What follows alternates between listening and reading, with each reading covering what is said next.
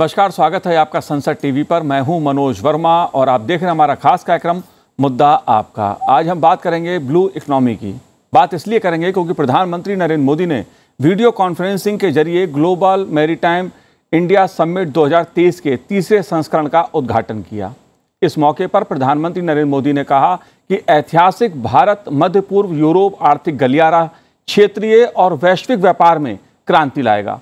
उन्होंने कहा कि G20 नेताओं के शिखर सम्मेलन में आर्थिक गलियारे के संबंध में निर्णय भारत की पहल के कारण लिया गया।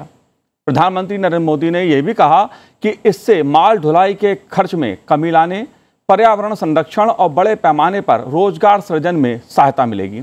आखिर ब्लू इकोनॉमी क्या है, इससे कैसे देश की अर्थव्यवस्था को फायदा होगा और दूसरे संसाधनों का उपयोग जो खास तौर से ब्लू इकोनॉमी से जुड़े हैं उसका उपयोग कैसे किया जा सकता है। ब्लू इकोनॉमी के जो पहलू हैं, जो इसके अलग अलग पहलू हैं, उन्हें समझने की हम कोशिश करेंगे। खास मेहमान मेरे साथ इस समय स्टूडियो में मौजूद हैं। सेवानिवृत्त CMDE अनिल जयसिंह जी हमारे साथ इस समय मौजूद है स्टूडियो में, जो वाइस प्रेसिडेंट हैं इंडियन मैरीटाइम फाउंडेशन के।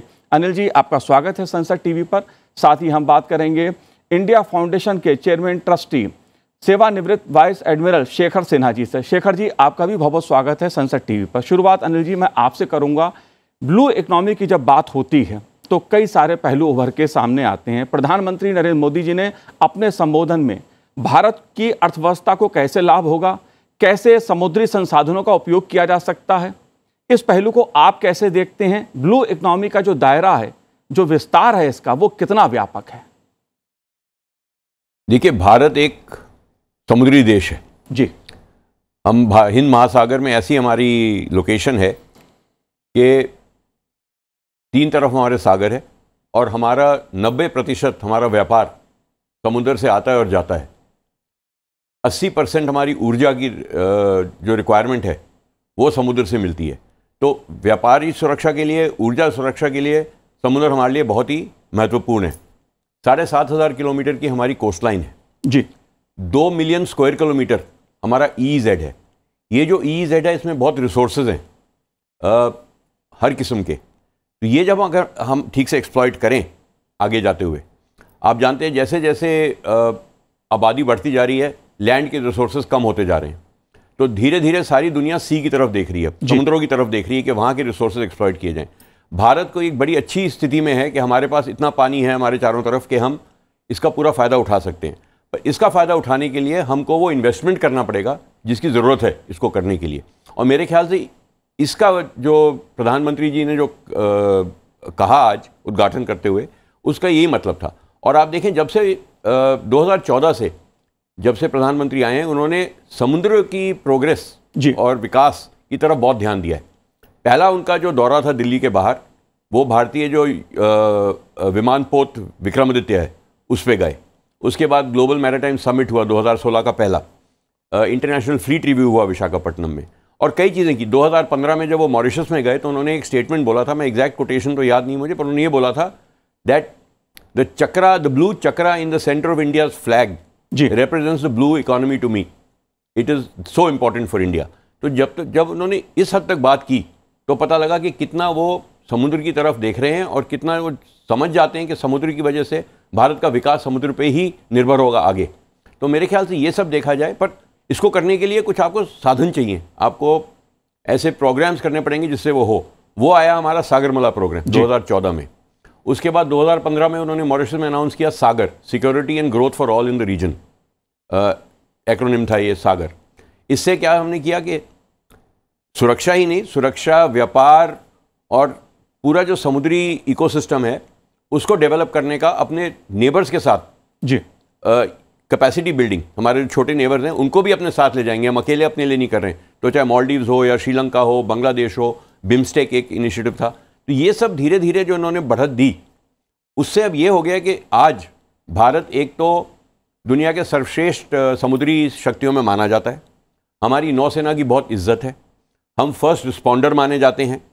हम प्रेफर्ड सिक्योरिटी पार्टनर माने जाते हैं पूरे इंडो पैसिफिक में। तो ये सब जो हुआ है ये पिछले कुछ सालों में हुआ है और हम देख रहे हैं कि ये जो मोमेंटम है ये बिल्डअप हो रहा है। ग्लोबल इंडियन मैरीटाइम विजन 2030 हुआ, उसके बाद अब आज अमृतकाल तक का 2047 तक का विजन उन्होंने आज घोषित किया है तो मेरे ख्याल से ये जो लॉन्ग टर्म प्लानिंग है ये बहुत ज़रूरी होती है। पहले क्या था, हम अगले 5 ईयर प्लान तक सोचते थे, ऐसे सोचते थे, अब हम 25 साल आगे तक सोच रहे हैं जी। ये मेरे ख्याल से बहुत जरूरी है। बिल्कुल शेखर सिन्हा जी, ये जो बदलाव है, क्योंकि तमाम सरकारें पहले भी आईं और 2014 के बाद जो बदलाव एक देखा है, खासतौर से ब्लू इकोनॉमी को लेकर, नीली अर्थव्यवस्था को लेकर, इस बदलाव को आप कैसे देखते हैं? अनिल जी ने जैसे कहा कि एक बड़ा बदलाव देखने को मिला है और उसका कहीं ना कहीं सरोकार देश की सुरक्षा से भी है और देश की अर्थव्यवस्था से भी है। आप कैसे देखते हैं इस पहलू को? मनोज जी, बुलाने के लिए बहुत बहुत धन्यवाद आपका। देखिए, 2014 से मेरा ऐसा मानना है, जब से प्रधानमंत्री मोदी आए हैं हमारे राजनीतिक पटल, देश के पटल पे, तो मेरा ऐसा पर्सनल मेरा ओपिनियन ये है कि चूंकि वो एक मैरीटाइम स्टेट के रहने वाले हैं जी, तो उनको मैरीटाइम इश्यूज़ के बारे में मेरे ख्याल से थोड़ी ज़्यादा समझ है। तो ये पहली बात है।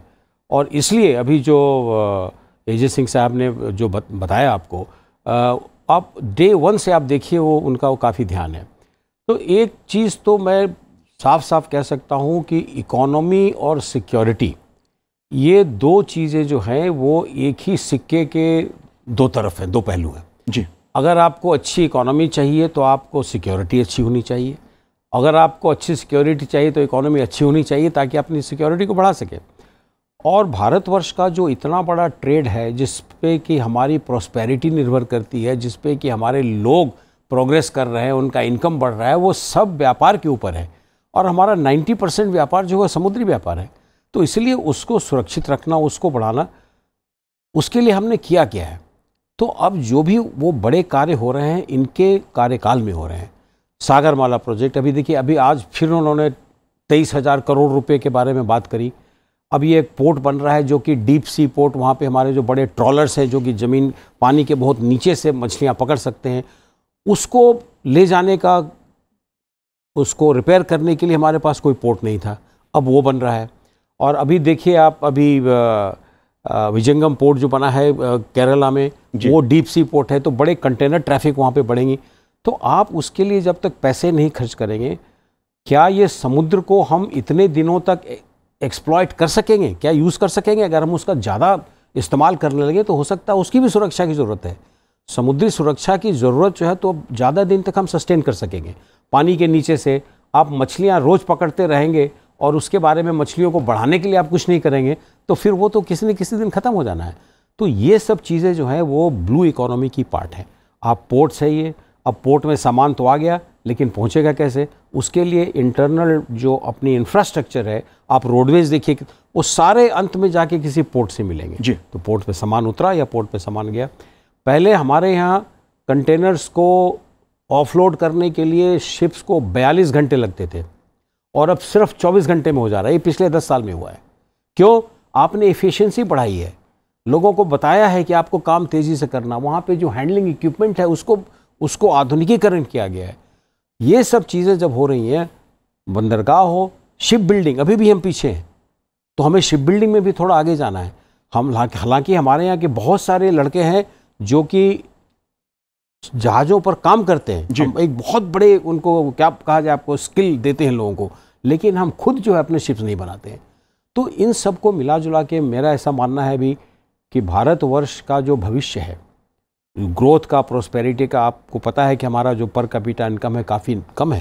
हालांकि हम नंबर 3 इकोनॉमी बनने वाले हैं, लेकिन पर कैपिटा इनकम में हम काफ़ी नीचे हैं जी। तो उसको बढ़ाने के लिए जो हमें अर्निंग चाहिए वो पूरा समुद्र पर निर्भर करता है मनोज जी। जाहिर सी बात है, प्रधानमंत्री जी अगर इस बात को कहते हैं, विश्वास के साथ कहते हैं कि भारत जो दुनिया की टॉप 3 इकोनॉमिक देश होंगे उसमें एक भारत भी होगा, तो उसके पीछे कहीं ना कहीं उनका वो विजन है, वो दृष्टिकोण है, जो देश की अर्थव्यवस्था कैसे मजबूत हो, और उसमें से एक ब्लू इकोनॉमी, जिसकी ओर पहले भी जोर दिया गया, लेकिन पिछले 7-8 सालों में ब्लू इकोनॉमी का एजेंडा सरकार के एजेंडे में प्राथमिकता पे रहा है। आपने जहाज निर्माण की बात सिन्हा साहब की, मैं अनिल जी आपसे जानना चाहूँगा, आज इस बात का प्रधानमंत्री जी ने भी उल्लेख किया कि भारत आने वाले दशकों में विश्व के 5 सबसे बड़े जहाज निर्माता देशों में से एक बन जाएगा। ये किस तरह से होगा और इससे लाभ क्या होगा, और अभी तक की जो स्थिति है उसमें हम कहाँ खड़े हैं? देखिए, अभी तक तो हम जहाज निर्माण में इतने आगे नहीं हैं जी। सबसे आगे दुनिया में चीन है, जापान है, कोरिया है, और हम हमारी परसेंटेज करीब 1%, 1.5% के करीब है पूरी ग्लोबल शिप बिल्डिंग में। पर ये जो फोकस अब हम दे रहे हैं इसके ऊपर, इसका मतलब अगले 5 साल, 7 साल, 10 साल में जो टारगेट सेट किया है मैरीटाइम विजन 2030 में कि 5% ग्लोबल शेयर हमारा होगा, ये धीरे धीरे बढ़ेगा। हमें पहले तो शिपयार्ड और बनाने पड़ेंगे, शिपयार्ड्स को प्रोत्साहन देना पड़ेगा कि आप कंपेटिटिव कैसे होंगे ग्लोबल मार्केट में। क्योंकि अभी क्या हो रहा है, चाइनीज़ सब्सिडी देते हैं, चाइनीज़ गवर्नमेंट अपने शिपयार्ड्स को सब्सिडी देती है। हमको भी ऐसी चीज़ें करनी पड़ेंगी, प्राइवेट पब्लिक पार्टनरशिप मॉडल्स देखने पड़ेंगे। सरकार सब जगह अपना पैसा नहीं लगा सकती, जो प्राइवेट प्लेयर्स आएंगे उनको प्रोत्साहन देना पड़ेगा, इंसेंटिवाइज करना पड़ेगा। तो ऐसे करके हमारा शिप बिल्डिंग इंडस्ट्री बढ़ेगी। पर हमारा फोकस एक और चीज़ हमको देखनी है, हमको किस एरिया को नीश बनाना है। अब हम 2 लाख टन के शिप बहुत लोग बना रहे हैं, हमको फोकस करना चाहिए 10,000 टन की शिप पे, 20,000 टन की शिप पे जो ग्रीन हो, जिसमें नए तरीके की टेक्नोलॉजीज़ हों, ग्रीन टेक्नोलॉजीज़ हों। क्योंकि सस्टेनेबल डेवलपमेंट जो बेसिक अंडरलाइन करता है ब्लू इकोनॉमी को, वो सबसे ज़्यादा ज़रूरी है। क्लाइमेट चेंज का हम देख रहे हैं क्या हो रहा है, और क्लाइमेट चेंज जैसे समुद्र गर्म होते जा रहे हैं, उस क्लाइमेट चेंज का इफेक्ट हमको लैंड पे पड़ने जा रहा है, तो हमको वो कंट्रोल करना है। तो वैसे भी आप देखें अगर, तो शिपिंग अभी भी सबसे सस्ता, सबसे टिकाऊ और सबसे ग्रीन तरीका है कार्गो को एक जगह से दूसरे जगह ले जाने का। इसको और ग्रीन कैसा किया जाए, ये आधुनिक टेक्नोलॉजीज़ पे बहुत काम चल रहा है। तो इंडिया को अब उस मोड पे जाना चाहिए कि हम कैचअप नहीं करना चाहिए, हमको सीधा लीप फ्रॉग करके उस टेक्नोलॉजी पे पहुंचना चाहिए जो कल की टेक्नोलॉजी है, और फोकस करना चाहिए कि हमारा नीश एरिया क्या होना चाहिए, दुनिया में हम सर्वश्रेष्ठ किस किस एरिया में हो सकते हैं उसमें जाना चाहिए। तो सब हमारे पास आए। इसी तरह शिप रिपेयर, शिप ब्रेकिंग, हम शिप ब्रेकिंग में दुनिया में नंबर 1 थे अलंग में, पर हमारी जो प्रोसीजर्स थे वो बहुत आउटडेटेड थे। एस्बेस्टॉस था, पोल्यूशन था, लोग बीमार होते थे, और देश हमसे आगे निकल गए। अब हमने फिर रिन्यूड फोकस दिया उसके ऊपर प्रधानमंत्री ने कि हमको फिर शिप रिपेयर और शिप ब्रेकिंग में, रिसाइकलिंग बोलते हैं, शिप रिसाइकलिंग में दुनिया का सबसे 1 नंबर हमारा होना चाहिए। तो अब नई नई टेक्नोलॉजीज अडॉप्ट हो रही हैं। तो ये एक सिंगल एरिया में नहीं जा सकते, हमको पूरा इकोसिस्टम देखना है, कैसे उसको सस्टेन कर सकते हैं और कैसे समुद्र को ऐसे इस्तेमाल करें कि ना तो समुद्र को ज़्यादा नुकसान हो और उससे जो लोग ज़मीन पर रहते हैं उनको फ़ायदा हो। जी, इसलिए प्रधानमंत्री ने पर्यावरण संरक्षण की बात भी कही है कि अगर हम ब्लू इकोनॉमी की बात कर रहे हैं तो उसके साथ रोजगार सृजन और पर्यावरण संरक्षण, ये दोनों पहलू भी जुड़े हैं। लेकिन मेरा सवाल आपसे ये है, जिस तरह प्रधानमंत्री नरेंद्र मोदी जी ने भी इशारा किया, खास तौर से आत्मनिर्भर भारत, और अगर हम देखें पिछले कुछ अरसों में जहाज निर्माण के क्षेत्र में या समुद्री जो संसाधन है उसके क्षेत्र में भारत ने तेजी से आत्मनिर्भर भारत की ओर कदम बढ़ाया है। इस पहलू को आप कैसे देखते हैं? देखिए मनोज जी, जहाँ तक जहाज निर्माण का प्रश्न है, तो जो हमारे नौसेना के मिलिट्री शिप्स हैं, जो वॉरशिप्स हैं, उसमें हम काफ़ी आगे हैं। उसमें मैं यही कहूँगा कि हम करीब 90-95% आत्मनिर्भर हो गए हैं। मैं कहूँगा बनाने में तो हम 100% हैं, लेकिन अभी उसके इंजन की या फिर समझिए कि वेपन सिस्टम्स हैं, शस्त्र वगैरह, उसमें अभी भी हम थोड़ा बाहर पर डिपेंडेंट हैं। लेकिन जहाँ तक ये मर्चेंट शिप्स का प्रश्न उठता है, उसमें हमें अभी समय लगेगा। अभी हमने कहा कि उसको वर्क इन प्रोग्रेस, जिसको हमारे यहाँ कहते हैं, वर्क इन प्रोग्रेस है। और जैसा कि एजे सिंह साहब ने बताया, समय लगता है, क्योंकि ये बहुत बड़े इंफ्रास्ट्रक्चर्स डेवलपमेंट है, बड़े बड़े प्रोजेक्ट्स हैं, 1 दिन में 2 दिन में नहीं हो सकते हैं। 5 साल, 6 साल, 7 साल, 10 साल ऐसे समय लगता है, तो उसमें समय लगेगा। लेकिन बहुत बड़ी बात इन्होंने कही कि हम छोटे शिप्स बना सकते हैं, ताकि जो कोस्टल नेविगेशन है, 7,500 किलोमीटर लंबा जो हमारा रास्ता है, और हमारे जो नेबरिंग कंट्रीज़ हैं, उन सबों के बीच में अगर हम छोटे जहाज़ चलाएं, 8,000 टन, 10,000 टन, 15,000 टन, और उनको भी हम अलाउ कर दें कि हमारे पोर्ट्स में आप अपना झंडा फहराते हुए आ सकते हैं, जिसको कहते हैं कैबोटाज। तो कैबोटाज लॉस को करेक्ट करने की आवश्यकता है। जैसे भारत और बांग्लादेश के बीच में वो समझौता हो चुका है, उनके जहाज़, छोटे जहाज़ जो हैं, वो समुद्र के रास्ते में भी चल सकते हैं और नदियों में भी चल सकते हैं। जी, तो उस साइज़ का बनाइए ताकि आपको नदी के परिवहन में भी आप उसको ले जा सकें। तो पहली बात ये है। दूसरा, आपने पर्यावरण की बात करी, तो अब देखिए जो इंजन्स हैं, जो डीजल इंजन्स हैं या गैस टरबाइन इंजन्स हैं, वो भी कार्बन डाइऑक्साइड बहुत पैदा करते हैं, तो वो भी एटमॉस्फेयर में जाता है। तो अभी जो जोर है, अभी विश्व में हर जगह नए नए तरीके ढूंढे जा रहे हैं, ताकि अभी हाइड्रोजन ऑपरेटेड शिप्स आ रही हैं, अभी टोटली इलेक्ट्रिकल प्रोपल्शन वाले आ रही हैं। तो इस टाइप की चीज़, बहुत जगह लोग अपने न्यूक्लियर प्रोपल्शन को भी दे रहे हैं अपने मर्चेंट शिप्स में, तो इन सब चीज़ों को हमें लीफ फ्रॉग जिसको कहा जाता है कि आप हॉप स्टेप जंप जो कहते हैं कि आप ज़मीन पे सिर्फ यहाँ पैर लगाइए लेकिन उछल के आप वहाँ चले जाएं, तो उसकी आवश्यकता है ज़रूर है। हम आत्मनिर्भर बन रहे हैं वारशिप्स में 100%, मर्चेंट शिप्स में अभी थोड़ा वक्त लगेगा, लेकिन ये मिड साइज़ की जो शिप्स है जो कि मर्चेंट शिप्स है, जो कि कोस्टल नेविगेशन कोस्टल ट्रेड के लिए, वो हम अभी बना सकते हैं, उसमें कोई शक नहीं है। ये इसीलिए प्रधानमंत्री ने एक लॉन्ग टर्म विजन रखा है 2047 तक भारत जो ब्लू इकोनॉमी है, जो नीली अर्थव्यवस्था है, उस दृष्टि से देश की अर्थव्यवस्था को मजबूत कर सके और पर्यावरण संरक्षण करते हुए रोजगार सृजन की दिशा में आगे बढ़ सके। इस दिशा में प्रधानमंत्री नरेंद्र मोदी के नेतृत्व में एक विजन उभर के सामने आया है। अनिल जी, मेरा अगला सवाल आपसे भारत मध्य पूर्व यूरोप आर्थिक गलियारे को लेकर है, क्योंकि इसका उल्लेख प्रधानमंत्री जी ने अपने संबोधन में किया। G20 में इसकी खासी चर्चा हुई, इस पर एक महत्वपूर्ण फैसला हुआ, साझेदारी हुई। इस पहलू को आप कैसे देखते हैं? देखिए, इंडो पैसिफिक जिसको हम आज कहते हैं, इसमें भारत एक बहुत महत्वपूर्ण देश है। हमारी जो लोकेशन है इंडियन ओशन में, हिंद महासागर में, वो बिल्कुल बीच में है। ज़्यादातर ग्लोबल शिपिंग लेन्स जो हैं सबसे इंपॉर्टेंट और सबसे स्ट्रेटेजिक, वो भारत के आसपास से निकलती हैं, हमारे दक्षिण से, चाहे वो मलक्का स्ट्रेट की तरफ जा रही हो या वो स्ट्रेट ऑफ हॉर्मुज की तरफ जा रही हो। मतलब तेल, ऊर्जा उस पर आता है, ट्रेड उस पर आता है। पूरा south east Asia, Japan, China, उन सब का ट्रेड हमारे पास से गुजरता है। तो इसलिए भारत एक ऐसी स्थिति में है कि सारी दुनिया को अभी हमारे साथ कनेक्टिविटी रखने से फ़ायदा है।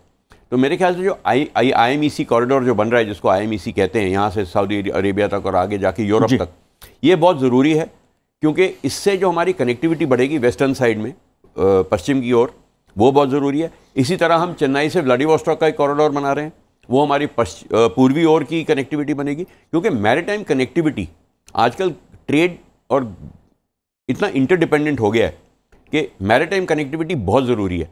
एक जहाज़ कहीं अगर अटक जाए तो पूरी दुनिया की अर्थव्यवस्था पर फर्क पड़ता है। आपको याद होगा कुछ साल पहले सुएज कैनाल में वो एवरग्रीन शिप अग्राउंड हो गया था, 2.5 दिन वो फंसा रहा वहाँ पे, और ग्लोबल इकोनॉमी का लॉस 3 से 4 बिलियन डॉलर माना गया था उन 3-4 दिनों में। तो इस किस्म का फ़र्क पड़ता है। तो पहली बात, इन सी लोन्स को सेफ रखना, अपनी ट्रेड को सेफ रखना, अपने जिनके साथ ट्रेड हो रहा है उनके ट्रेड को सेफ रखना, ये बहुत ज़रूरी है। क्योंकि आगे जब दुनिया इतनी निर्भर हो जाएगी सी ट्रेड के ऊपर, तो सी ट्रेड को चोक करने के लिए बहुत एक वॉरफेयर का तरीका होगा। अभी भी चीन मानता है कि उसका जो मलक्का डिलेमा है कि उसके सारे जहाज़ मलक्का स्ट्रेट से जाते हैं और भारत बिल्कुल मलक्का स्ट्रेट पे बैठा हुआ है। चीन को इसकी बहुत फिक्र है, इसीलिए पाकिस्तान के through China Pakistan economic corridor बन रहा है, म्यांमार के थ्रू कनेक्ट कर रहे हैं कि उनको मलक्का स्ट्रेट से जाना ना पड़े। ऐसी स्थिति इंडिया के साथ भी हो सकती है कल किसी और जगह पे। तो हमें ये सब देखना है कि हमारी जो ये ग्लोबल कनेक्टिविटी है, ये हम ऐसे नेटवर्क्स बनाएं कि ये ग्लोबल कनेक्टिविटी हमारे लिए भी उससे फ़ायदा हो और दुनिया के ट्रेड के लिए भी फ़ायदा हो। इंडिया एक रिस्पॉन्सिबल पावर अपने आप को समझता है, जिसको हम रूल्स बेस्ड ऑर्डर कहते हैं, रूल्स बेस्ड ऑर्डर मानता है जी। तो वो रूल्स बेस्ड ऑर्डर कायम रखने के लिए भारत अभी प्रेफर्ड सिक्योरिटी पार्टनर माना जाता है इंडो पैसिफिक में, क्योंकि उनको मालूम है कि हम ऐसा कोई काम नहीं करेंगे जिससे किसी को आपत्ति हो या किसी को तकलीफ हो, और हम ओवरऑल ग्लोबल ट्रेड और ग्लोबल इकोनॉमी के फ़ायदे में ही जो कुछ करेंगे उसी के फ़ायदे में करेंगे। तो मेरे ख्याल से ये सबसे ज़रूरी है। IMEC इसीलिए एक बहुत फार रीचिंग, ये इतनी जल्दी नहीं होगा इम्प्लीमेंट, इसमें टाइम लगेगा। क्योंकि अगर आप देखें, पहले जहाज़ से जाना है, फिर रोड से वो देश को क्रॉस करेगा, फिर एक और जहाज़ पे लोड होना है, तो इसके जो मोडेलिटीज़ हैं, इसके जो लॉजिस्टिक्स हैं, इनमें टाइम लगेगा। पर ऐसी इन चीज़ों में टाइम लगता है, पर सोच होनी चाहिए और वो दृष्टिकोण होना चाहिए कि आप ऐसा कुछ करना चाहते हैं। और उसी बात को प्रधानमंत्री नरेंद्र मोदी जी ने कहा भी कि भारत मध्य पूर्व यूरोप आर्थिक गलियारा क्षेत्रीय और वैश्विक व्यापार में क्रांति लाएगा। शेखर जी, इसको दुनिया के तमाम देश जो आर्थिक संपन्न देश माने जाते हैं G20 के, उन सब की भी एक तरह से साझा इसको कही जाएगी पहल, भारत के नेतृत्व में ये पहल हुई है। आप कैसे देखते हैं इसको? इसको तो मैं सिर्फ फ़ायदे ही फ़ायदे वाला चीज़ देखता हूँ। दूसरा ये है कि जो चीन ने जो BRI बनाया है, जिसकी अभी मीटिंग चल रही है, उसमें से बहुत सारे देशों को उतना फ़ायदा नहीं हो रहा है और बहुत लोग उसमें से बाहर निकल रहे हैं। उसका कारण सिर्फ एक है कि वो अपनी मर्जी से उसको बढ़ा रहे हैं, बाकी लोगों का पार्टिसिपेशन नहीं है। यहाँ पे भारतवर्ष जो इसको लीड कर रहा है, ये जितने देश इसमें पार्टिसिपेट कर रहे हैं वो उनकी मंजूरी से बना है। जितने भी देश हैं वो सब उनकी मंजूरी से, और ये जिस रास्ते से जाएगा उस रास्ते के देश ने भी उन्होंने उसको सपोर्ट किया G20 में। तो इसलिए ये तो मुझे तो लगता है जिसको विन विन कहते हैं, ये जीत ही जीत है। ये जिस दिन ये सफल हो गया, जिस दिन ये पूरा पूरा लाइन अगर इसका जिस दिन चालू हो गया, ऑपरेशनल हो गया, तो मैं तो ये कह सकता हूँ कि this will be path breaking. ये बिल्कुल अपने आप में एक माइलस्टोन बन जाएगा बहुत बड़ा। और फिर लोग जो है इस तरह के क्षेत्र में, इस तरह के कार्यों में, इस तरह के संगठन में लोगों का भरोसा बढ़ेगा। अभी क्या है, लोगों का भरोसा कम है कि ये कैसे होगा, लेकिन प्रधानमंत्री ने हिम्मत की है, नहीं ठीक है, हमें सऊदी अरेबिया से हमारी दोस्ती है, हमारी दोस्ती इस कंट्री से, हमारी दोस्ती इस कंट्री से, थोड़ा बहुत ऊपर नीचे हो सकता है जियोपॉलिटिक्स की वजह से, राजनीति से, लेकिन लॉन्ग टर्म के लिए ये एक बहुत ही अच्छी चीज़ हुई है। भारतवर्ष से यूरोप तक का रास्ता, और रास्ते में ये पूरे जो हमारे वेस्ट एशिया है उसके बाई ट्रेन जो जाने वाली है, ये समझिए कि अपने आप में एक बहुत बड़ी चीज़ है। जी, अगर टूरिज्म के पहलू की मैं बात करूं, क्योंकि जब ब्लू इकोनॉमी की बात होती है तो उसके साथ टूरिज्म का भी एक पहलू जोड़ा हुआ है कहीं ना कहीं, और साथ में जो हमारे द्वीप हैं उनसे भी कहीं ना कहीं उनके निर्माण को लेकर या उनको और अधिक पर्यटन की दृष्टि से कैसे उपयोग किया जा सकता है, ये भी एक पहलू उभर के सामने आता है। आप इसको कैसे देखते हैं, क्योंकि सरकार का जोर इस तरफ भी है? देखिए, मरीन टूरिज्म एक बहुत इम्पॉर्टेंट, बहुत महत्वपूर्ण हिस्सा है ब्लू इकोनॉमी का। हमने अभी तक कुछ खास ब्लू मरीन टूरिज्म में भारत में किया नहीं है। अगर आप देखें मालदीव्स, कई देश हैं जो खाली अपनी उनकी पूरी इकोनॉमी उनके टूरिज्म, मरीन टूरिज्म पे चलती है। जितने आइलैंड स्टेट्स हैं, ये रिजॉर्ट्स हैं, ये सब। तो हमारे पास भी अब अंडमान निकोबार आइलैंड है, लक्षद्वीप है, वहाँ थोड़ा काम चल रहा है। खैर, टूरिज्म एक ऐसी चीज़ है जिसको सोच समझ के करना चाहिए, सस्टेनेबल टूरिज्म करने के लिए, क्योंकि टूरिज्म के साथ और भी चीज़ें आती है। प्लास्टिक आता है, तो हमारे पर्यटक जाते हैं, इधर फेंक दिया प्लास्टिक, उधर फेंक दिया प्लास्टिक, वो सब होता है। तो वो सब बचाने के लिए आपको एक बड़े सस्टेनेबल तरीके से टूरिज्म डेवलप करना पड़ेगा। मेरे ख्याल से इस पे भी प्रधानमंत्री जी ने चर्चा की कि 2 मरीना बनेंगे, 2 क्रूज टर्मिनल बनेंगे विशाखापट्टनम में और चेन्नई में जी, और आइलैंड टूरिज्म होगा और मरीन टूरिज्म होगा, वो इनलैंड वाटरवेज का टूरिज्म होगा। पिछले साल वो गंगा वाला जो पैसेज हुआ था। तो मेरे ख्याल से ये सब जो है, ये पूरा एक इकोसिस्टम, मैरीटाइम इकोसिस्टम डेवलप करने का तरीका है। और ऐसा इकोसिस्टम जो डेवलप करते हैं तो उसमें एक अकेली चीज़ नहीं कर सकते, सब कुछ साथ, एक साथ हर चीज़ की डेवलपमेंट साथ होनी चाहिए, और मेरे ख्याल से वो हो रही है। हमको लगता था कि चीन हमसे बहुत आगे निकल गया है मैरीटाइम में, क्योंकि उनके पास पैसा बहुत है, इकॉनमी बहुत अच्छा कर रही है, पर अब हम उनको हर चीज़ में मैच कर रहे हैं। जैसे आईमैक है, क्योंकि हमारा तरीका डिफरेंट था। हमारा तरीका था सबको साथ लेके चलो, सपोर्ट करो, पर उनको ऐसा ना लगे कि हम उनके ऊपर एहसान कर रहे हैं, उनको किसी दबाव में भी नहीं डालो, इकोनॉमिक दबाव में। हमने बड़ी अच्छी तरीके से इसको जो कैपेसिटी बिल्डिंग की है, इससे हमको लॉन्ग टर्म में बहुत फ़ायदा होगा। ठीक है, जैसे एडमिरल सिन्हा ने कहा, थोड़े जियोपॉलिटिक्स में ऊपर नीचे आगे पीछे होता रहता है। अभी हमको लग रहा है कि मालदीव्स हमारे साथ नहीं है, पर ये सब चलता रहेगा। पर ओवरऑल डेवलपमेंट जो है, उसके लिए मेरे ख्याल से हमने बहुत ही आगे का सोचा है। और पहली बार हमने 25 साल का विजन, किसी भी चीज़ में जो 25 साल का जो विजन है, मेरे ख्याल से ये सबसे महत्वपूर्ण बात ये हुई है कि इस देश को अगर आगे बढ़ना है तो हमको 5 साल नहीं, 20 साल 25 साल आगे तक सोचने के कैसे जाना है। जाहिर सी बात है, पहले पंचवर्षीय योजना बनती थी, अब 25 साल का विजन है, और यही प्रधानमंत्री नरेंद्र मोदी जी का एक बदलता हुआ दृष्टिकोण है नीतियों को लेकर। शेखर जी, अगर ब्लू इकोनॉमी की हम बात कर रहे हैं अर्थव्यवस्था के लिहाज से, जाहिर सी बात है एक बड़ा क्षेत्र है दुनिया में भारत की अर्थव्यवस्था को मजबूत करने के लिए, और जब अर्थव्यवस्था की हम बात करते हैं तो उसके साथ साथ रोजगार एक बहुत बड़ा पहलू उभर के सामने आता है। रोजगार के अगर अवसरों की मैं बात करूं तो उससे कितना व्यापक दायरा खुलेगा?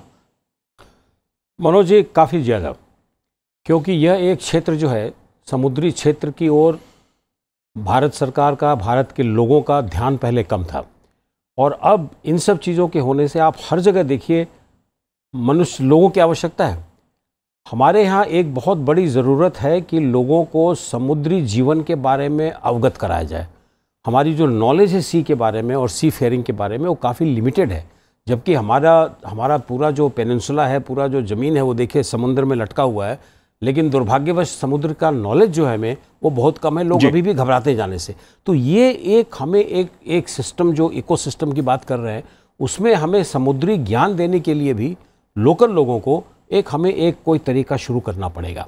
तो वो काम जो है इंस्टीट्यूशंस तो करेंगे ही, लेकिन हमारे जैसे लोग करेंगे, जो नौसेना के हैं, कोस्ट गार्ड के हैं, या बाकी मर्चेंट मरीन के हैं, वो लोग करेंगे।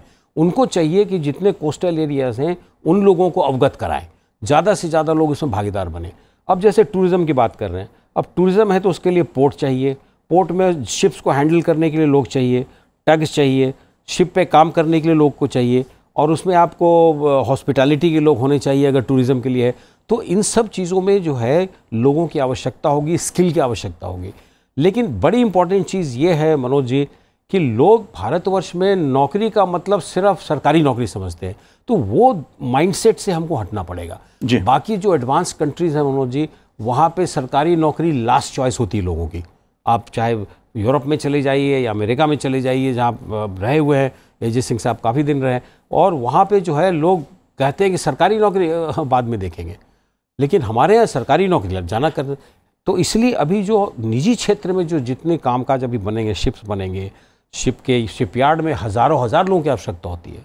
उस जहाज़ों को रन करने के लिए सैकड़ों लोगों की ज़रूरत होती है, और अगर हम 5-10 भी वैसे करें तो आप समझिए लाखों लाख जॉब उसमें क्रिएट हो सकते हैं। तो ये हमारे लिए बहुत अच्छी चीज़ है जी। जाहिर सी बात है, ग्लोबल मैरीटाइम इंडिया समिट से जो अर्थव्यवस्था, ब्लू इकोनॉमी की जो बात हो रही है, उसको एक नई दिशा मिलेगी। देश की अर्थव्यवस्था मजबूत होगी और रोजगार और पर्यावरण की दृष्टि से भी देश को और विश्व को लाभ होगा। आप दोनों ने इस कार्यक्रम में भाग लिया, संसद टीवी से बात की, बहुत बहुत शुक्रिया, बहुत बहुत धन्यवाद हमसे बात करने के लिए।